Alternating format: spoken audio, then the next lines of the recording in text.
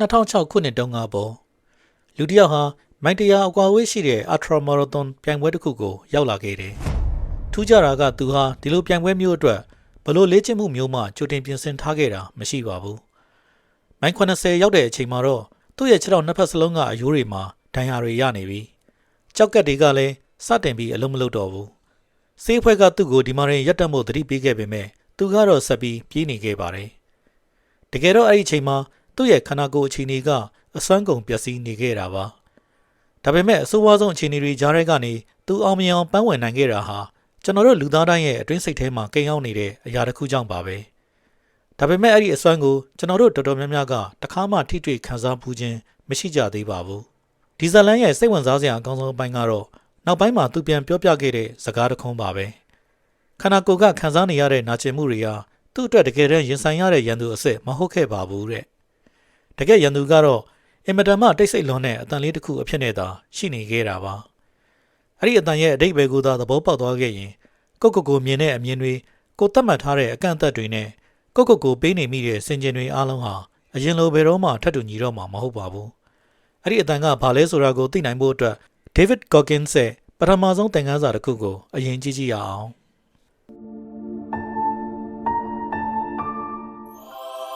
စာရေးသူ၏နောက်ခံနဲ့ယုံကြည်စိတ်ချရမှု Can't Hurt Me ဆိုတာ David Goggins ရဲ့ကိုရေးမှတ်တမ်းတစ်ခုဖြစ်တယ်လို့စိတ်ဓာတ်ခိုင်မာမှုအတွက်သူကိုယ်တိုင်လက်တွေ့ကျင့်သုံးခဲ့တဲ့ကြေညာချက်တစ်ခုလည်းဖြစ်ပါတယ်။သူဟာအစတည်းကအင်အားတောင့်တင်းတဲ့သူတစ်ယောက်မဟုတ်ခဲ့ပါဘူး။အကြမ်းဖက်မှုတွေဆင်းရဲမွဲတေမှုတွေနဲ့ပြည့်နှက်နေတဲ့ကလေးဘဝကိုဖျက်ဆီးခဲ့ရသလိုကိုယ်လေးချိန်လွန်ကဲပြီးလေ့ကျင့်မှုမရှိတဲ့ခန္ဓာကိုယ်ကြောက်ရွံ့မှုတွေနဲ့နှစ်ပေါင်းများစွာပုံသွင်းခံရတဲ့စိတ်အခြေအနေမျိုးကနေသူစတင်ခဲ့ရတာပါ။စစ်တပ်ဝင်ခွင့်စာမှုပွဲကိုတော့ပထမအချိန်မှာသူကြာရှုံးခဲ့ပါသေးတယ်။သူ့မှာသူဖြစ်ချင်တဲ့အရာတွေအတွက်လုံလောက်တဲ့အရေးချင်းမရှိဘူးလို့လူတော်တော်များများစီကနေအကြိမ်ကြိမ်ပြောခံခဲ့ရပူပါတယ်။ဒါပေမဲ့နောက်ပိုင်းမှာတော့သူဟာ Navy SEAL အဖွဲ့ဝင် Army Ranger နဲ့လေထီးစစ်သည် Combat Controller တယောက်ဖြစ်လာခဲ့ရုံနဲ့မကပဲကမ္ဘာစံချိန်တင်နိုင်သူတဦးနဲ့လူသားတွေရဲ့စိတ်ဓာတ်ကြံ့ခိုင်မှုပိုင်းမှာတက်ရှိထင်ရှားသုတေသနပြုစရာအကောင်းဆုံးပုဂ္ဂိုလ်တယောက်ဖြစ်လာခဲ့ပါတယ်။ဒါပေမဲ့တခုရှိတာကဒီစာအုပ်ဟာDavid Goggins တယောက်တည်းအကြောင်းကိုပဲရေးထားတာမဟုတ်ပါဘူး။ဒါဟာလူတော်တော်များများသတိမထားမိလိုက်တဲ့အချက်ပါပဲ။တကယ်တော့ဒါဟာကျွန်တော်တို့အားလုံးရဲ့အတွင်းစိတ်ထဲမှာတက်စိတ်အလုပ်လုပ်နေတဲ့စနစ် operating system တစ်ခုအကြောင်းပဲဖြစ်ပါတယ်။တစုံတစ်ယောက်ကအဲ့ဒီစနစ်ဟောင်းကိုဖျက်ပြီးအသစ်ပြန်ရေးဖို့ဆုံးဖြတ်လိုက်တဲ့အခါဘာတွေဖြစ်လာမလဲဆိုတာကိုတာဝန်ယူမှုကိုပြတဲ့မှန်တစ်ချက်အကြောင်းနဲ့အတူစတင်ကြည့်ရအောင်ပါ။အပိုင်း1တာဝန်ယူမှုကိုပြတဲ့မှန်တစ်ချက် The Accountability Mirrorအောင်မြင်မှုတွေစံချိန်တွေနဲ့ Navy SEAL လေ့ကျင့်ရေးတွေမတိုင်ခင်မှာရေချိုးကန်းတွေကမှန်တစ်ချက်မာကာတစ်ချောင်းနဲ့ကိုလေးချိန်298ပေါင်ရှိတဲ့လူငယ်တစ်ယောက်ရှိနေခဲ့ပါတယ်။သူဟာနေတိုင်းကိုလိန်ညာပြီးအသက်ရှင်နေခဲ့တဲ့အသက်24နှစ်အရွယ်လူငယ်တစ်ယောက်ပေါ့။ David Goggins ဟာအဲ့ဒီမှန်ရှိမှရက်ပြီးလူတော်တော်များများတစ်သက်လုံးမလုပ်ရဲတဲ့အလုပ်တစ်ခုကိုလုပ်ခဲ့ပါတယ်။အဲ့ဒါကတော့ကိုဖုံးကွယ်ထားတဲ့အလွှာတွေကိုခွာချပြီးအရှိတရားကိုရိုးသားသားချရေးလိုက်တာပါပဲ။သူတို့ဘာမြင်မှကြည့်ကောင်းအောင်ပြောပြလေးရှိတဲ့ပုံရိပ်တွေကိုယ့်ရဲ့အားနည်းချက်ကိုဖုံးကွယ်ဖို့ပေးနေမိတဲ့စင်ကြင်တွေကိုသူအပြီးတိုင်ဆုံးလွှတ်လိုက်ပါတယ်။လက်ရှိသူဖြစ်နေတဲ့ပုံစံအမှန်နဲ့သူတကယ်ဖြစ်ချင်တဲ့ပန်းတိုင်ကြားကကွာဟချက်တွေကိုတခုမကြမ်းမှန်ပေါ်မှာမှတ်တမ်းတင်ခဲ့ပါတယ်။ဒါကိုသူကတာဝန်ယူမှုရှိတဲ့မှန်ချက် accountability mirror လို့ခေါ်ခဲ့ပါတယ်။ဒီလောက်ရဲ့နောက်ွယ်မှာရှိနေတဲ့အမှန်တရားကကျွန်တော်တို့ထင်ထားတာထက်ပိုပြီးလေးနက်ပါတယ်။ကျွန်တော်တို့အားလုံးရဲ့အတွင်းစိတ်ထဲမှာဇာတ်ကြောင်းပြောသူတယောက်အမြဲရှိနေတတ်ပါတယ်။ဒီလိုဇာတ်ကြောင်းပြောသူရဲ့အဓိကတာဝန်ကအဖြစ်မှန်ကိုပြောပြဖို့မဟုတ်ပဲကျွန်တော်တို့ကိုစိတ်မသက်မသာဖြစ်မှုတွေကနေအကာအကွယ်ပေးဖို့ပါ။ဒါကြောင့်ပဲသူကကျွန်တော်တို့ရဲ့အမားတွေကိုချော့မော့ပြောဆိုပေးတယ်။ကြာရှုံးမှုတွေကိုအချိန်ကြီးကြောင့်လို့အကြောင်းပြချက်ပေးတတ်ပါတယ်။ငါလက်လျှော့လိုက်ပြီးဆိုတဲ့စကားလုံးကိုဒါကငါအတွက်အချိန်ကောင်းမဟုတ်သေးလို့ပါဆိုပြီးပြောင်းလဲပြစ်တတ်ပါတယ်။နှစ်ပေါင်းများစွာကြာလာတဲ့အခါမှာတော့အဲ့ဒီလိုပြုပြင်မွမ်းမံထားတဲ့ပုံစံဟာတကယ်အစစ်မှန်လို့ဖြစ်လာပါတော့တယ်။အဲ့ဒီအခါကျွန်တော်တို့ဟာကိုယ့်ရဲ့အရှိတရားနဲ့စိတ်ကူးယဉ်မှုကြားကကွာဟချက်ကိုမမြင်နိုင်တော့ပါဘူး။ဘာလို့လဲဆိုတော့အတွင်းစိတ်ထဲကဇာတ်ကြောင်းပြောသူကကွာဟချက်ဆိုတာမရှိပါဘူးလို့ကျွန်တော်တို့ကိုယုံကြည်အောင်ဖြောင်းပြထားလို့ပါပဲ။ဒီနေရာမှာမှန်တစ်ချက်ဟာအဲ့ဒီလိုလှည့်စားမှုတွေကိုရပ်တန့်ပေးလိုက်တဲ့အရာဖြစ်လာပါတယ်။သူကအတွင်းစိတ်ထဲကဇာတ်ကြောင်းပြောသူကိုကြော်ဖြတ်ပြီးအရှိတရားကိုတိုက်ရိုက်ရင်ဆိုင်စေတာပါ။ဒီထက်ပိုပြီးခက်ခဲတဲ့မေးခွန်းတစ်ခုကိုကျွန်တော်တို့စဉ်းစားကြည့်ရအောင်။မင်းဘာတွေလိမ့်နေတယ်လဲဆိုတဲ့မေးခွန်းမျိုးမဟုတ်ပဲမင်းလှုပ်တဲ့နေဆိုတာကိုသိနေတာ လာပေါင်းများစွာဒါမှမဟုတ်နှစ်ပေါင်းများစွာကြာနေပြီဖြစ်ပေမဲ့အခုထိမလုပ်ဖြစ်သေးတဲ့အရာကဘာလဲဆိုတဲ့မေးခွန်းမျိုးပါအဲ့ဒီလိုမလုပ်ဖြစ်ပဲကြံနေတဲ့ကွာဟချက်ဟာကျွန်တော်တို့ရင်ဆိုင်ရမယ့်မှန်တစ်ချက်ပါပဲဒီသင်ခန်းစာရဲ့အဓိကနှစ်ချုပ်ကိုပြောရရင်ကျွန်တော်တို့ဟာကိုယ်တိုင်ရင်ဆိုင်ကြည့်ဖို့ညှင်းဆန်ထားတဲ့အခြေခံအုတ်မြစ်ပေါ်မှာဘာကိုမှခိုင်ခိုင်မာမာတိဆောက်လို့မရနိုင်ပါဘူးမှန်ရှိမှရက်ပြီးကိုယ့်ရဲ့အရှိတရားကိုကြည့်တာဟာကိုယ့်ညှဉ်းပန်းနှိပ်စက်တာမဟုတ်ပါဘူးတကယ်တော့ဒါဟာအသစ်ကနေပြန်စတင်ဖို့လိုအပ်တဲ့အစမှတ်တစ်ခုသာဖြစ်ပါတယ်အပိုင်းနဲ့40ရာခိုင်နှုန်းစီမင်းအခုပြောပြမယ့်ကိန်းဂဏန်းတစ်ခုဟာတကယ်ပဲအံ့ဩတုန်လှုပ်စရာကောင်းလာပါတယ်ခန္ဓာကိုယ်ကလက်လျှော့လိုက်ဖို့အချက်ပေးလာတဲ့အချိန်အသက်ရှူရတာမောဟိုင်မွန်းကျက်လာပြီးကြက်သားတွေကလည်းအမိတ်မနာခံတော့တဲ့အချိန်အဲ့ဒီလိုတော်ပြီးရက်လိုက်တော့ဆိုတဲ့အတန်အုံနောက်ထဲမှာဟိန်းထွက်လာတဲ့အခိုက်အတန့်ဟာတကယ်တော့ရှိသမျှစွမ်းဆောင်ရည်ရဲ့40ရာခိုင်နှုန်းလောက်ကိုပဲအသုံးပြုရသေးတဲ့အချိန်ဖြစ်နေတတ်ပါတယ်တကယ်ကို40ရာခိုင်နှုန်းပဲရှိပါသေးတယ်ကြန့်ရှိနေတဲ့60ရာခိုင်နှုန်းကတော့စိတ်အာရုံကခတ်ထားတဲ့တကားတစ်ချက်ရဲ့နောက်ွယ်မှာပိတ်မိနေတုန်းပါပဲဒါဟာစိတ်တက်ကြွအောင်တင်စားပြောဆိုနေတာမဟုတ်ပါဘူးလူသားတွေရဲ့စွမ်းဆောင်ရည်ကိုလေ့လာတဲ့သုတေသီတွေကဒါကိုဗဟိုထိန်းချုပ်မှုစနစ် Central Governor Theory လို့ခေါ်ကြပါတယ်ကျွန်တော်တို့ရဲ့အုံနောက်ဟာခန္ဓာကိုယ်ရဲ့အစွမ်းအစတွေကိုအကုန်အစင်အသုံးမပြုမိအောင်ကြိုတင်ကန့်သတ်ထားလိရှိပါတယ်တကယ်အန္တရာယ်တစ်ခုခုမကြုံရခင်မှာရင်ကိုဘေးကင်းအောင်ကာကွယ်ဖို့အတွက်အရေးပေါ်အခြေအနေတစ်ရပ်ကိုစိတ်ထဲမှာဖန်တီးလိုက်တာမျိုးပါကျွန်တော်တို့ကလည်းအဲ့ဒီအချက်ပေးတဲ့ကိုပဲအမှန်တရားလို့ထပ်ကတလဲလဲယုံကြည်နေမိကြပါတယ်ငါတော့ဘလို့မှမလုပ်နိုင်တော့ဘူးလို့နောက်ဆုံးချိန်ဆုံးဖြတ်ခဲ့တဲ့အချိန်ကိုပြန်တွေးကြည့်ရင်အဲ့ဒါဟာတကယ်ခန္ဓာကိုယ်ပိုင်းဆိုင်ရာအကန့်အသတ်ကြောင့်လားဒါမှမဟုတ်ဘိုးထိန်းချုပ်မှုစနစ်ကပိတ်ပို့လိုက်တဲ့မှားယွင်းတဲ့သတင်းပို့ချက်ကြောင့်လားဆိုတာခွဲခြားမြင်ဖို့လိုအပ်ပါတယ်လက်ခံရခက်တဲ့အမှန်တရားတစ်ခုကတော့ကျွန်တော်တို့ရဲ့ဘဝမှာမလုပ်နိုင်ဘူးလို့သတ်မှတ်ထားတဲ့အရာတော်တော်များများဟာတကယ်တမ်းစမ်းသပ်ကြည့်ခြင်းတောင်မခံရသေးတာပါပဲကျွန်တော်တို့ဟာအချက်ပေးတဲ့ကိုကြားယုံနဲ့ယုံကြည်လက်ခံလိုက်ပြီးရပ်တန့်လိုက်ကြတာပါအဲ့ဒီအခါကြံနေတဲ့60ရာခိုင်နှုန်းသောစွမ်းအားတွေဟာထွက်ပေါ်လာခွင့်တောင်မရလိုက်ပါဘူးကိုယ့်ရဲ့40ရာခိုင်နှုန်းအကျော်ကိုတခါမှမရောက်ဖူးသေးတဲ့အတွက်ကိုပုံစံအသစ်တစ်ခုနဲ့စုံတွေ့ဘူးခြင်းမရှိသေးတာလည်းဖြစ်နိုင်ပါတယ်ဒါဟာအင်အားကြီးနေလို့မဟုတ်ပဲအစွမ်းကုန်မထုတ်သုံးမိအောင်တားဆီးတဲ့အချက်ပေးတဲ့ကိုပဲအမြဲဦးစားပေးခဲ့လို့ဖြစ်ပါလိမ့်မယ်အဲ့ဒီအကန့်အသတ်ကိုသာကြော်ဖြတ်ကြည့်လိုက်ရင်ဘာတွေများထူးခြားလာနိုင်မလဲဆိုတာကစိတ်ဝင်စားစရာပါဒီခန်းရဲ့အနှစ်ချုပ်ကတော့ငါမလုပ်နိုင်တော့ဘူးဆိုတဲ့ပထမဆုံးအတွေးဟာအဆုံးအဖြတ်မဟုတ်ပါဘူးဒါဟာစတင်ညှိနှိုင်းရမယ့်အချက်ပြသံတစ်ခုသာဖြစ်ပါတယ်အဲ့ဒီအတွေးကိုအလွယ်တကူလက်ခံဖို့မလိုပါဘူးစိတ်က40ရာခိုင်နှုန်းမှတင်လက်လျှော့လိုက်ပေမဲ့ကြံရှိတဲ့အစွမ်းအစတွေကတော့ရှေ့ဆက်ဖို့စောင့်ဆိုင်နေတုန်းပါပဲဒါပေမဲ့ဒီ40ရာခိုင်နှုန်းစီးမြင့်ကိုသိုံနဲ့တင်လက်တွေ့အသုံးချဖို့မလုံလောက်သေးပါဘူးသိရှိနားလည်မှုနဲ့စွမ်းဆောင်ရည်ဆိုတာတကယ်တမ်းကျတော့လုံးဝကိုကွဲပြားတဲ့အရာတွေဖြစ်နေလို့ပါဒါဆိုရင်အဲ့ဒီစွမ်းဆောင်ရည်ကိုအမှန်တကယ်တိဆောက်ပေးနိုင်မယ့်နည်းလမ်းကဘာဖြစ်မလဲဒေးဗစ်ဂေါကင်ရဲ့နောက်ထပ်သင်ခန်းစာတစ်ခုဖြစ်တဲ့စိတ်ဓာတ်ကိုအတမတက်အောင်လေ့ကျင့်ခြင်းဆိုတာကဘာကိုဆိုလိုတာလဲဆိုတာစက်ကြည့်ရအောင်ပါအပိုင်း3စိတ်ဓာတ်ကိုအတမတက်အောင်လေ့ကျင့်ခြင်းကျွန်တော်တို့လက်နဲ့အလုပ်တစ်ခုခုကိုပထမဆုံးအချိန်စတင်လုပ်ကင်တဲ့အခါဥပမာအားဖြင့်ကြမ်းတမ်းတဲ့တန်တုပ်တစ်ခုကိုကင်တာပဲဖြစ်ဖြစ်မာကျောတဲ့မြေကြီးကိုတူးဆွတာပဲဖြစ်ဖြစ်လေးလံတဲ့အထုပ်ပိုးတစ်ခုကိုခရီးဝေးဝေးတည်ဆောင်တာပဲဖြစ်ဖြစ်လက်ရည်ပြားတွေဟာစုပ်ပြဲတတ်ကြပါတယ်ဖုထွက်လာမယ်နာကျင်လာမယ်ဒါပေမဲ့ခန္ဓာကိုယ်ကတော့အဲ့ဒီနာကျင်မှုကိုသတိထားမိနေပါတယ်ရက်တပတ်နင်းငယ်ကြာလာတဲ့အခါမှာတော့ခန္ဓာကိုယ်ကပြန်လဲတုံ့ပြန်လာပါတယ်ပိုပြီးထူထဲမာကျောတဲ့အရည်ပြားအသစ်တွေကိုအစားထိုးပေးလိုက်ပါတယ်အတမာတက်လာတာပေါ့အရင်ကနာကျင်စေခဲ့တဲ့အရာတွေဟာနောက်ပိုင်းမှာတော့ဘာမှမဟုတ်တော့သလိုဖြစ်သွားပါတယ်ကျွန်တော်တို့ရဲ့စိတ်ဓာတ်ကလည်းဒီအတိုင်းပါပဲဒါပေမဲ့တခုတော့ရှိပါတယ်အဲ့ဒီစိတ်မသက်မသာဖြစ်မှုတွေဟာအစစ်အမှန်ဖြစ်ရမယ်ထက်ကတလဲလဲဖြစ်နေရမယ်ပြီးတော့မိမိကိုယ်တိုင်ရွေးချယ်တဲ့အရာလည်းဖြစ်နေရပါမယ်ဒေးဗစ်ဂေါကင်ရဲ့ဒီယူဆပေါ်အတော်များများကအထင်မြင်မှားတတ်ကြတာရှိပါတယ်သူဟာဝေဒနာတွေကိုအလကားသက်သက်ခံစားခိုင်းနေတာမဟုတ်ပါဘူးခန္ဓာကိုယ်ရဲ့အရေးပြားမှာဖြစ်ပေါ်တဲ့ဇီဝဖြစ်စဉ်အတိုင်းစိတ်ဓာတ်မှာလည်းဘလို့ဖြစ်ပေါ်တတ်လဲဘလို့အလုပ်လုပ်တယ်လဲဆိုတာကိုရှင်းပြနေတာဖြစ်ပါတယ်ပိုပြီးခက်ခဲတဲ့လမ်းကြောင်းကိုရွေးချယ်လိုက်တိုင်းဥပမာရေအေးနဲ့ချိုးတာပဲဖြစ်ဖြစ်နောက်ထပ်တမိုင်ပိုပြေးတာပဲဖြစ်ဖြစ်ရှောင်လဲနေခဲ့တဲ့ခက်ခဲတဲ့စကားဝိုင်းတစ်ခုကိုရင်ဆိုင်လိုက်တာပဲဖြစ်ဖြစ်ဒါဟာအလုပ်တစ်ခုကိုပြီးမြောက်အောင်လုပ်လိုက်တာလည်းမဟုတ်ပါဘူးစိတ်ဓာတ်ရဲ့တစ်ရှူတွေကိုပါပြောင်းလဲပစ်လိုက်တာပါနောက်ထပ်ကြုံလာရမယ့်ခက်ခဲတဲ့အရာတွေကိုပိုပြီးလွယ်ကူသွားအောင်ပြင်ဆင်လိုက်တာလည်းဖြစ်ပါတယ်ပြဿနာကတော့အခုခေတ်လူနေမှုပုံစံဟာ ကျွန်တော်တို့အတွက်ခြေလမ်းတိုင်းမှာပိုပြီးလွယ်ကူတဲ့လမ်းကြောင်းတွေကိုပဲဖန်တီးပေးထားတာပါအခက်အခဲမှန်သမျှကိုချုံးမွေအောင်လုပ်ပေးထားပြီးစိတ်မသက်မသာဖြစ်မှုမှန်သမျှကိုလည်းရှောင်လွှဲလို့ရအောင်စီစဉ်ပေးထားပါတယ်ဒါကိုကျွန်တော်တို့ကတိုးတက်မှုလို့ထင်နေကြပေမဲ့တကယ်တမ်းမှာတော့စိတ်ဓာတ်ကိုကြန့်ခိုင်အောင်တိဆောက်ပေးမဲ့ဖြစ်စဉ်တွေကိုဖျောက်ဖျက်ပစ်နေမိတာကိုသတိမထားမိကြပါဘူးကျွန်တော်တို့ရဲ့လက်ရှိနေ့စဉ်ဘဝကိုပြန်ကြည့်စေချင်ပါတယ်ဘလို့နေရာတွေမှာအခက်အခဲကိုရင်ဆိုင်ရမယ့်အစားတက်တောင့်တက်တာရှိတဲ့လမ်းကြောင်းကိုပဲအမြဲရွေးချယ်နေမိတယ်လေကြီးကြီးမားမားတွေမဟုတ်တော့နှိုးဆက်ကိုပိတ်ပြီးပြန်အိတ်လိုက်တာမျိုးပိုလွယ်တဲ့လမ်းကိုရွေးတာမျိုးရွှေ့ဆိုင်နေမိတဲ့စကားဝိုင်းတွေနဲ့ဖြစ်တယ်လို့ပဲလှုပ်လိုက်မိတဲ့လေ့ကျင့်ခန်းတွေစတဲ့အသေးဖွဲလေးတွေကအစပေါ်အဲ့ဒီလိုသိငယ်တဲ့ရွေးချယ်မှုတိုင်းဟာလာပေါင်းများစွာကြာလာတဲ့အခါမှာတော့ကိုယ့်ရဲ့ nerve jaw စနစ်ကိုသတင်းစကားတစ်ခုပေးဖို့နေတယ်လို့ဖြစ်နေပါလိမ့်မယ်ငါတို့ဟာအခက်အခဲတွေကိုရင်ဆိုင်နိုင်စွမ်းရှိတယ်ဆိုတဲ့သတင်းစကားလားဒါမှမဟုတ်ငါတို့ကိုအခက်အခဲတွေကနေအမြဲကာကွယ်ပေးထားဖို့လိုတယ်ဆိုတဲ့သတင်းစကားလားကျွန်တော်တို့ကိုယ်တိုင်ကဘလို့သတင်းစကားမျိုးကိုပေးဖို့နေမိပါသလဲဒီခက်ရဲ့အနှစ်ချုပ်ကတော့စိတ်ဓာတ်နှုတ်နယ်နေတာဟာမွေးရပါစရိုက်တစ်ခုမဟုတ်ပါဘူးဒါဟာလေ့ကျင့်မှုရဲ့ရလဒ်တစ်ခုသာဖြစ်ပါတယ်ဒါကြောင့်ဒီစိတ်ဓာတ်ကိုအသစ်ပြန်လဲလေ့ကျင့်ယူလို့ရပါတယ်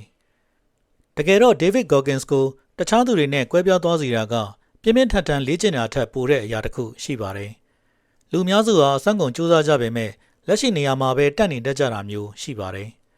ဒါပေမဲ့သူ့မှာတော့ကြိုးစားအားထုတ်မှုပမာဏထက်မိမိရဲ့စိတ်ပိုင်းဆိုင်ရာကိုစနစ်တကျပြန်လည်ပုံသွင်းထားတဲ့အခြေခံအုတ်မြစ်တစ်ခုရှိနေတာပါမှန်ရှိမှရက်ခဲ့တဲ့အချိန်ကစလို့40%စီးမြင့်နေအထိအရာအလုံးကိုထိန်းချုပ်ပေးထားတဲ့အဓိကအခြေခံမူတစ်ခုသူ့မှာရှိနေပါတယ်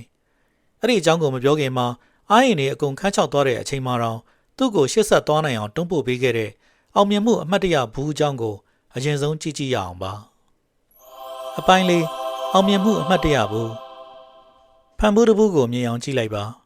ဒါဟာစိတ်ကူးရင်ုံတတ်မဟုတ်ပဲစင်မော်မာတကယ်ရှိနေတဲ့ဘူးတစ်ဘူးလို့ခိုင်ခိုင်မာမာသဘောထားကြည့်စေချင်တာပါအဲ့ဒီဘူးထဲမှာစာရွက်အပိုင်းစာလေးတွေထည့်ထားမယ်စာရွက်တွေချင်းစီမှာမိမိရဲ့အမှတ်တရတစ်ခုစီရှိနေပါလိမ့်မယ်ဘဝရဲ့အဆိုးဝါးဆုံးသောအခိုက်အတန့်တွေအယမ်းပင်ပန်းနန်းနယ်နေခြင်းတွေ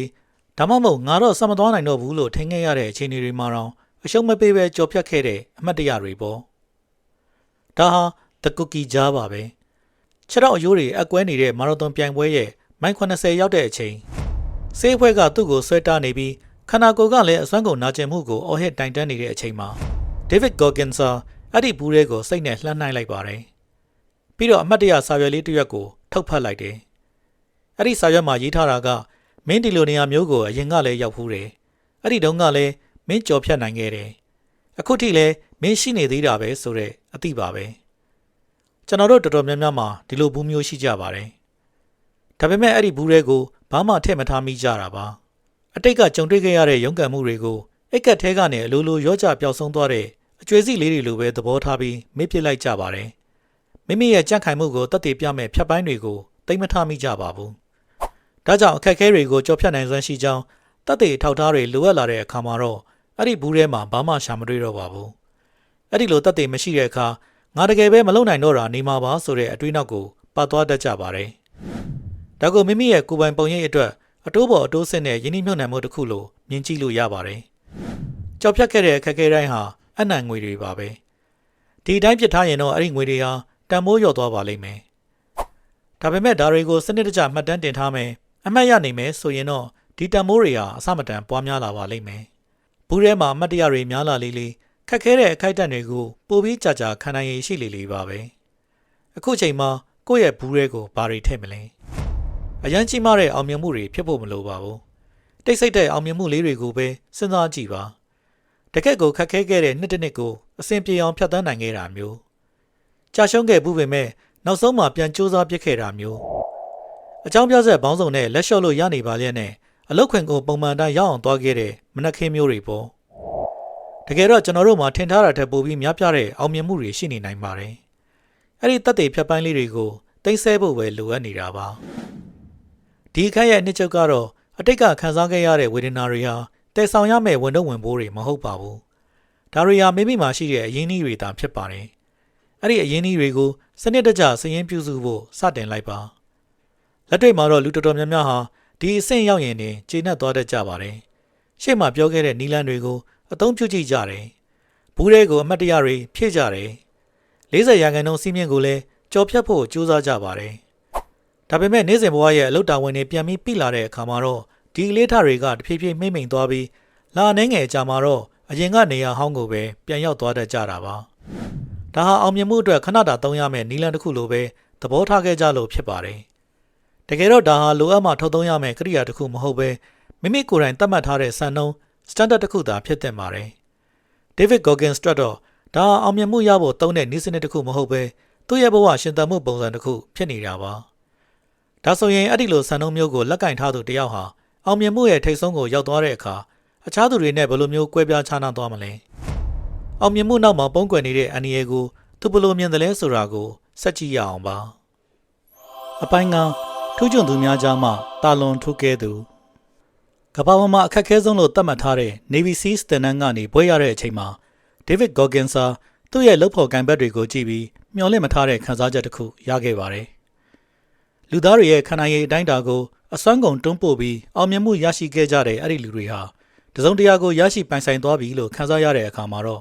့တဖြည်းဖြည်းနဲ့စတင်ပြီးရှော့ချလာကြတာကိုသူသတိထားမိလိုက်ပါတယ်။တဏှာရာကိုဆောက်ရောက်သွားပြီဆိုတဲ့အသည့်ဟာသူတို့ကိုအနားယူဖို့ခွင့်ပြုချက်ပေးလိုက်တယ်လို့ဖြစ်နေတာပါ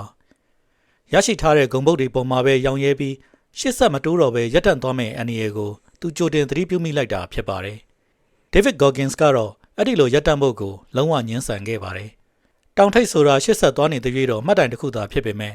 အဲ့ဒီနေရာကိုပန်းနိုင်လို့သတ်မှတ်လိုက်တဲ့နေ့မှာတော့အဲ့ဒါဟာမိမိကိုပိတ်လှောင်ထားတဲ့လှောင်ရင်တစ်ခုဖြစ်သွားပါတော့တယ်။တမိုင်းတစ်လျှောက်မှာလည်းဒီလိုပုံစံမျိုးတွေခဏခဏတွေ့ရတတ်ပါတယ်။ဆယ်စုနှစ်တစ်ခုစာလွှမ်းမိုးထားနိုင်တဲ့အားကစားသမားတွေဟာအောင်မြင်မှုရဲ့အမြင့်ဆုံးအမှတ်ကိုအဆုံးသတ်မြင်လို့မှားယွင်းသတ်မှတ်လိုက်တဲ့အခါတဖြည်းဖြည်းပျောက်ကွယ်သွားတတ်ကြပါတယ်။စီးပွားရေးလောကမှာလည်းပထမဆုံးရရှိတဲ့အောင်မြင်မှုဟာစိန်ခေါ်မှုအရှိဆုံးပါပဲ။ဘာလို့လဲဆိုတော့အဲ့နေရာမှာတင်ငါရောက်သွားပြီဆိုတဲ့စိတ်ကတိုးတက်မှုကိုရပ်တန့်စေပြီးကိုယ့်ရဲ့အရေးချင်းတွေကိုအကျဉ်းချလိုက်တယ်လို့ဖြစ်သွားစေလို့ပါ။ဒါကြောင့်သူဟာအရေးချင်းရှိသူတွေစုဝေးနေတဲ့အတိုင်းဝိုင်းထဲမှာတော့မှတာမန်ထက်ထူးခဲ့တဲ့ဇွဲလုံးလမျိုးနဲ့နေထိုင်ဖို့ရွေးချယ်ခဲ့ပါတယ်။သူတို့ဘာထက်တာနေဖို့ထက်မနေ့ကရရှိခဲ့တဲ့ကိုယ်ပိုင်အောင်မြင်မှုတွေကိုကျော်လွန်ပြီးပုံမထူးချွန်တဲ့မိမိကိုယ်ကိုဖြစ်လာဖို့ကိုပဲအလေးထားခဲ့တာပါ။မိမိကိုယ်ကိုဒီမေးခွန်းလေးမေးကြည့်စေခြင်းပါတယ်။လက်ရှိမှာမိမိကိုပိတ်လောင်ထားတဲ့လှောင်ရင်ကဘာဖြစ်မလဲ။မလုံနိုင်လို့မဟုတ်ပဲဒီလောက်ဆိုတော်ပြီလို့သတ်မှတ်ထားမိတဲ့အရာတွေပေါ့။မိမိရဲ့ကျန်းမာရေးအခြေအနေလားဝင်ငွေပမာဏလားဒါမှမဟုတ်သူတစ်ပါးရဲ့ချေချူးမှုကိုရရှိထားတဲ့ကျွမ်းကျင်မှုတစ်ခုခုလား။အဲ့ဒီရောင်ရဲနေတဲ့အချက်ဟာမိမိကိုရှေ့ဆက်မတိုးနိုင်အောင်တားဆီးထားတဲ့အတားဆီးတစ်ခုဖြစ်နေတတ်ပါတယ်။အကယ်၍အဲ့ဒီလောင်ရင်ထဲကနေရုံထွက်ပြီးရှေ့ဆက်တိုးမယ်ဆိုရင်ဘာတွေများဖြစ်လာနိုင်မလဲဆိုတာစဉ်းစားစရာပါ။ဒီခန်းရဲ့မှတ်သားစရာလေးကတော့တောင်ထိပ်ကိုရောက်သွားရုံနဲ့မိမိရဲ့အောင်မြင်မှုကထာဝရခိုင်မြဲသွားတာမျိုးမဟုတ်ပါဘူး။ထိပ်ဆုံးမှာဆက်လက်တည်ရှိနေသူတွေဟာအောင်မြင်မှုရဲ့အမြင့်ဆုံးမှတ်ကိုရောက်သွားတဲ့တိုင်အောင်နောက်ထပ်စိန်ခေါ်မှုအသစ်တွေကိုရှာဖွေပြီးရှေ့ဆက်တက်လှမ်းမှုဘယ်တော့မှမရတတ်တဲ့သူတွေသာဖြစ်ပါတယ်။အခုဆိုရင်ကျွန်တော်တို့ဟာဒီဇလန်ရဲ့အစမှာပြောခဲ့တဲ့အဓိကအခြေခံမူစီကိုရောက်ရှိလာပါပြီ။အရာအလုံးရဲ့အောက်ခြေမှာအလုပ်လုပ်နေတဲ့အချက်ပါ။ဒီစာအုပ်ကိုအတူတူဖတ်ကြပေမဲ့နီလန်းတွေကိုအတူတူသိထားကြပေမဲ့ဘာကြောင့်လူနှစ်ယောက်ရဲ့ရလဒ်တွေကလုံးဝကွဲပြားသွားရတာလဲ။တကယ်တော့အဲ့ဒီကွာခြားချက်ဟာဝရိယရှိတာထက်ပိုပြီးနှက်ဆိုင်ပါတယ်။ဒါဟာမိမိကိုယ်ကိုဘယ်လိုလူမျိုးလဲလို့သတ်မှတ်လိုက်တဲ့ identity အပေါ်မှာချမှတ်လိုက်တဲ့ဆုံးဖြတ်ချက်တစ်ခုတည်းကြောင့်သာဖြစ်ပါတယ်။အဲ့ဒီလိုမိမိကိုယ်ကိုပြန်လည်သတ်မှတ်ခြင်းရဲ့အစဟာဘာဖြစ်မလဲဆိုတာကတော့စိတ်ဓာတ်ကိုပိုင်ဆိုးခြင်းပဲဖြစ်ပါတယ်။အပိုင်း6စိတ်ဓာတ်ကိုပိုင်ဆိုးခြင်း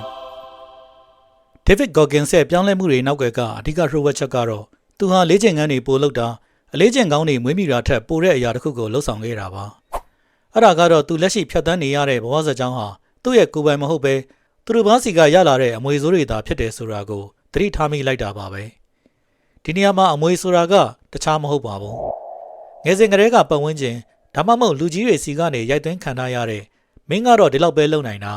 မင်းကတော့အသုံးမကျတဲ့သူပဲဆိုတဲ့ကန့်သက်ချက်တွေပါ။ Goggins ရဲ့ငယ်ဘဝမှာသူ့ဖေရဲ့နှိပ်စက်မှုတွေကျောင်းမှာအပြောခံခဲ့ရတဲ့အနှိမ်ခံဘဝတွေကနေငါဟာဘာမှလုပ်မရတဲ့သူဆိုတဲ့စိတ်ဓာတ်ကိုသူကအမွေအနေနဲ့လက်ခံရရှိထားခဲ့တာပါ။ဒါပေမဲ့သူနားလည်သွားတာတခုကအဲ့ဒီလိုသူတစ်ပါးကပေးရလိုက်တဲ့အမွေတွေတတ်မှတ်ချက်တွေဟာကိုယ်နဲ့မထိုက်တန်ဘူးဆိုရင်ဒါဟာငါအရာမဟုတ်ဘူးမင်းတို့စီပဲပြန်ယူသွားလိုက်တော့ဆိုပြီးပြက်ပြက်သားသားပြန်ပေးလို့ရတယ်ဆိုတာပါပဲ။ဒါဟာအရာအလုံးကိုပြောင်းလဲပြစ်နိုင်တဲ့အဓိကတော့ချက်ပါ။ဝရိယရှိဖို့ဒါမှမဟုတ်ဇွဲကောင်းဖို့ထက်ပိုပြီးအခြေခံကြတာက ငါကတော့ဒီလောက်ပဲဆိုပြီးကိုပိတ်လောင်ထားတဲ့အတန်တွေဟာမိမိရဲ့ကိုယ်ပိုင်အတန်မဟုတ်ဘူးဆိုတာကိုခွဲခြားသိမြင်ဖို့ဖြစ်ပါတယ်။အဲ့ဒီအတန်တွေဟာအထိတ်ကတစ်ချိန်ချိန်မှာတစုံတစ်ယောက်ကဖန်တီးခဲ့တဲ့မှတ်တမ်းဟောင်းတွေသာဖြစ်ပြီးမိမိရဲ့တကယ်စွမ်းဆောင်ရည်နဲ့ဘာမှမဆိုင်ပါဘူး။ဒီစာအုပ်ထဲကနီးလန်းတွေအားလုံးဟာအဲ့ဒီသူတစ်ပါးပေးတဲ့ဇလန်းဟောင်းတွေကိုဖျက်ထုတ်ပစ်ပြီးကိုယ်တိုင်စိတ်ကြိုက်ဖန်တီးတဲ့ဇလန်းသစ်ကိုပြန်ရေးနေတဲ့လေ့ကျင့်ခန်းတွေပဲဖြစ်ပါတယ်။တကယ်တော့ရင်ဆိုင်ရခက်တဲ့အချက်ကတော့စိတ်ထဲမှာအမြဲကြားနေရတဲ့အဲ့ဒီမှတ်တမ်းဟောင်းတွေဟာမိမိရဲ့ကိုယ်ပိုင်အတန်နဲ့တထရာတည်းတူနေတာပါပဲ။သူကမိမိရဲ့ကြောက်ရွံ့မှုတွေကိုအသေးစိတ်သိနေပါတယ်။ဒါကြောင့်လည်းအပြင်ကလာတဲ့ကန့်သက်ချက်တစ်ခုလို့မထင်ရပဲဒါဟာအရှိတရားပဲဒါဟာလက်တွေ့ကြတာပဲလို့အသွင်ယူပြီးပေါ်လာတတ်တာပါ။ David Goggins ကြီးပြင်းခဲ့ရတဲ့အိမ်အောင်စုဟာအကြမ်းဖက်မှုတွေနဲ့ပြည့်နှက်နေခဲ့ပါတယ်။သူ့ပတ်ဝန်းကျင်ကလူကြီးတွေကလည်းဒါဟာဘဝပဲလို့လက်ခံထားခဲ့ကြပါတယ်။အဲ့ဒီလိုပတ်ဝန်းကျင်မျိုးမှာကြီးပြင်းလာတဲ့ကလေးတယောက်ဟာငါ့မှာတော့ကန့်သက်ထားတဲ့ယုံကြည်မှုစနစ်တွေရှိနေပြီလို့ဘယ်တော့မှမတွေးမိပါဘူး။ဒါဟာငါပဲဒါဟာလောကကြီးပဲလို့ပဲတိုက်ရိုက်လက်ခံလိုက်ကြတာပါ။ကျွန်တော်တို့တော်တော်များများမှလည်းဒီလိုပုံစံချင်းစင်တဲ့အတွေ့အကြုံတွေရှိခဲ့ကြပါတယ်။ပြင်းထန်မှုချင်းတော့ကွာချင်းကွာမယ်ဒါပေမဲ့ဖြစ်စဉ်ကတော့အတူတူပါပဲ။ဒါကြောင့်ဒီစာအုပ်ကကျွန်တော်တို့ကိုရေးကြီးတဲ့မိကွန်းတစ်ခုမေးခိုင်းနေတာပါ။အဲ့ဒါကတော့မိမိရဲ့အကန့်အသတ်တွေနဲ့ပတ်သက်ပြီးယုံကြည်ထားတဲ့အရာတွေဟာတကယ်မှန်ကန်ရဲ့လား။ဒါမှမဟုတ်အတိတ်ကကြံရင့်ခဲ့တဲ့အစွဲလန်းဟောင်းနေလားဆိုတာပါပဲ။အခုကျွန်တော်တို့စိတ်ထဲမှာလက်ခံထားတဲ့ကိုယ့်ရဲ့ပုံစံဆိုတာကနောက်ဆုံးအတည်ပြုပြီးသားပုံစံမဟုတ်ပါဘူး။ကိုယ်ဘယ်လောက်ထိကြန့်ခိုင်နိုင်လဲဘယ်လောက်ထိပြောင်းလဲနိုင်လဲဆိုတဲ့အချက်တွေကအချိန်မရွေးပြန်လည်ညှိနှိုင်းလို့ရနိုင်ပါတယ်။တကယ်တော့ဘဝဆိုတာရှေ့ဆက်လေပိုခက်ခဲလာလေပါပဲ။နာကျင်မှုတွေကလည်းရှိနေအောင်ပါပါ။ဒါပေမဲ့နာကျင်မှုကိုကြောက်လို့ရပ်တန့်သွားတာမျိုးမဟုတ်ပဲအဲ့ဒီနာကျင်မှုကကိုယ့်ကိုမတားဆီးနိုင်ဘူးဆိုတာကိုနားလည်သွားဖို့ပဲလိုပါတယ်။ကျွန်တော်တို့ကိုတကယ်တမ်းရှေ့မတိုးနိုင်အောင်လုပ်နေတာကအပြင်လောကကအတားအဆီးတွေထက်စိတ်ထဲမှာအမြဲပြောနေတဲ့ဇလန်းဟောင်းတွေပဲဖြစ်ပါတယ်။ဒီခန်းရဲ့အနှစ်ချုပ်ကတော့ရပ်တန့်လိုက်ဖို့ပြောနေတဲ့အတန်ဟာကိုယ်ပိုင်အတန်မဟုတ်ပါဘူး။အဲ့ဒါဟာအမွေရထားတဲ့အရာတစ်ခုသာဖြစ်ပါတယ်။အမွေရထားတဲ့အရာမှန်သမျှကိုပြန်ပေးလို့ရပါတယ်။ဇလန်းသစ်ကိုကိုယ်တိုင်ရေးသားသူအောင်မြင်မှုဇလန်းတော်တော်များများမှာကျွန်တော်တို့မကြာခဏဆိုသလိုမျက်ကွယ်ပြုမိတတ်ကြတာလေးတစ်ခုရှိပါတယ်။ဘဝကိုတကယ်တမ်းအမြင့်ပြတ်ပြောင်းလဲနိုင်ခဲ့သူတွေကိုကြည့်ရင်သူတို့ဟာအခြေအနေတွေအားလုံးအဆင်ပြေချုံးမွေ့နေချိန်မှာစတင်ခဲ့ကြတာမဟုတ်ပါဘူး။အဆိုးအဆုံးအခြေအနေတွေကြားထဲရောက်နေချိန်မှာကိုပဲရှေ့ဆက်ဖို့ဆုံးဖြတ်ခဲ့ကြတာပါ။ပတ်စံမရှိတာစိတ်ဓာတ်တွေပြိုလဲနေတာဒါမှမဟုတ်ဘသူရဲ့အားပေးမှုမှမရရှိတာမျိုးတွေကြုံနေရတဲ့ကြားကသူတို့ဟာစတင်ခဲ့ကြပါတယ်။ဘာကြောင့်လဲဆိုတော့ဒီအတိုင်းဆက်သွားနေရမယ့်ဒုက္ခကပြောင်းလဲဖို့ကြိုးစားရမယ့်ဒုက္ခတက်ပိုပြီးကြီးမားနေပြီဆိုတာကိုသူတို့နားလည်သွားလို့ပါပဲ။ David Goggins ဆိုတာလဲသူ့ဘဝရဲ့စိုးရတဲ့အတွေ့အကြုံတွေကိုဇာညွှန်းရေးခွင့်မပေးတော့ပဲကိုယ်တိုင်ပြန်လည်ထိန်းချုပ်နိုင်ခဲ့လို့သာအခုလိုအခြေအနေမျိုးကိုရောက်ရှိလာတာဖြစ်ပါတယ်။ဒီစာအုပ်ထဲမှာသူမျှဝေထားခဲ့တဲ့မှန်ရှိမှရက်တာ40%စီးမြင့်ကိုသုံးတာနဲ့စိတ်ဓာတ်ကိုအတမတက်အောင်လုပ်တာတွေဟာတကယ်ကိုအလုပ်ဖြစ်တဲ့နီလန်းတွေပါ။ဒါပေမဲ့ဒီနီလန်းတွေအားလုံးထက်ပိုပြီးအခြေခံကျတဲ့ဆုံးဖြတ်ချက်တစ်ခုကိုအရင်ချဖို့လိုပါတယ်။အဲ့ဒါကတော့မိမိဘဝဇာတ်လမ်းရဲ့မူရင်းစာရေးဆရာဖြစ်တယ်ဆိုတာကိုလက်ခံလိုက်ဖို့ပါပဲ။အတိတ်ကဖြစ်ပျက်တွေလက်ရှိအခြေအနေတွေဒါမှမဟုတ်စိတ်ထဲမှာအမြဲကြားနေရတဲ့မှတ်တမ်းဟောင်းတွေကကိုယ့်ဘဝကိုဆက်ပြီးရေးဆွဲခွင့်မရှိတော့ပါဘူး။မိမိကိုယ်တိုင်မှာပဲအဲ့ဒီအခွင့်အာဏာရှိတာပါ။ဒီလိုဆုံးဖြတ်ချက်ချဖို့အတွက်ပြည့်စုံတဲ့အခြေအနေတွေကိုစောင့်နေဖို့လည်းမလိုပါဘူး။လိုအပ်တာကတခုတည်းပါ။ကိုယ့်ရဲ့လက်ရှိပုံစံကိုမှန်ထဲမှာအရှိတိုင်းရဲရဲဝံ့ဝံ့ကြည့်နိုင်ဖို့နဲ့ဇလန်းသစ်ကိုကိုယ်တိုင်ပြန်ရေးဖို့အစဉ်သင့်ဖြစ်နေဖို့ပဲလိုပါတယ်။အောင်မြင်မှုမှတ်တိုင်တွေနဲ့မိမိမတွေ့ကြုံဘူးသေးတဲ့ပုံမထုတ်ခဲ့တဲ့ကိုယ်ပိုင် version သစ်တွေအားလုံးဟာအဲ့ဒီနေရာကနေပဲစတင်တာဖြစ်ပါတယ်။ဒါကြောင့်မေကွန်းကငါလုံနိုင်ပါမလားဆိုတာမဟုတ်ပါဘူး